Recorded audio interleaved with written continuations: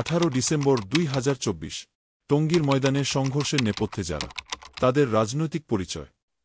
হুমকিদাতা কওমি এবং হেফাজতের হুজুরেরা তাবলিগের কোনো মুরব্বী না এবং তাবলিগের কোনো সাথীও না এবং আগে কখনোই তাদেরকে তাবলিগে 3 দিন 1 চিল্লা সময় লাগাতে দেখা যায়নি। তারা সম্পূর্ণ টুপি দাড়িওয়ালা বহিরাগত যাদেরকে সাধারণ মানুষেরা চিনতে ভুল করে। চলুন দেখে নেই হুমকিদাতাদের রাজনৈতিক পরিচয়। আমি আজ আপনাদের সামনে হলফ করে বলতে পারি, আমার এই বাংলাদেশের আওয়ামী লীগ ইসলাম বিরোধী নয়। হাজার হাজার আওয়ামী লীগের নেতাকর্মী মসজিদ মাদ্রাসা কমিটির পরিচালক। এই দেশের হাজার হাজার আওয়ামী লীগের নেতাকর্মী আছে যাদের যাকাতের দ্বারা মাদ্রাসাগুলি চলে। মুসলমানেরা, আওয়ামী লীগের নেতা বঙ্গবন্ধু শেখ মুজিবুর রহমান দেশ স্বাধীনের পরে ওআইসি সম্মেলনে যোগদান করে সর্বপ্রথম আমার এই দেশকে বিশ্বের মানচিত্রে দ্বিতীয় বৃহত্তম মুসলিম দেশ বলে ঘোষণা করেছেন। ও আমার আওয়ামী লীগের বাইরে, আওয়ামী লীগ যারা করে তারা ইসলাম বিরোধী না।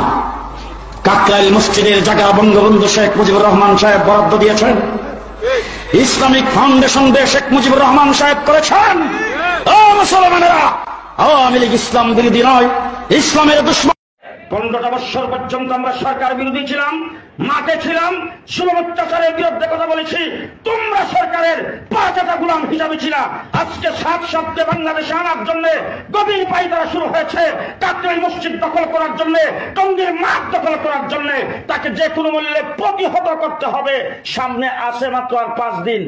5 তারিখে সর্বার্থী উদ্যানে আলিম ওলামায়ে কেরামের মহাসমাবেশ আহ্বান করেছেন। আজকের থেকে নিয়ে 4 তারিখ পর্যন্ত যত মাহফিল যত জায়গায় করবেন, প্রত্যেকটা মানুষকে সেই সমাবেশে যোগদান করার জন্য উদ্বুদ্ধ করবেন। সকাল 9টার থেকে শুরু হবে, করবেন তো ইনশাল্লাহ?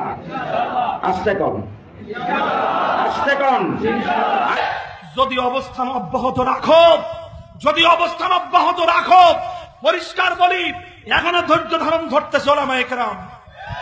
গত বছর যেভাবে বিমানবন্দর ঘেরাও করা হয়েছিল, যদি প্রহসনমূলক ইস্তেমার নামে কোন ধরনের বিপত্তি সৃষ্টি করবার আশকারা দেওয়া হয়, উস্কানি দেওয়া হয়, প্রয়োজনে ইস্তেমা ঘেরাও করব। গণপ্রজাতন্ত্রী বাংলাদেশ সরকারের মাননীয় প্রধানমন্ত্রী শেখ হাসিনা তার প্রধান অতিথির আসন অলংকৃত করতে যাচ্ছেন। শুকরানা মাহফিলের পক্ষ থেকে আমরা জানাই আন্তরিক অভিনন্দন, মোবারকবাদ। এই 14 লক্ষ শিক্ষার্থীর জননীর ভূমিকা আপনি পালন করেছেন। আজকে আমি এই মহা কওমি সমুদ্রে আমি ঘোষণা করতে চাই, আপনি কওমি জননী। আজ থেকে আপনাকে এই উপাধি দিলাম, আপনি কওমি জননী।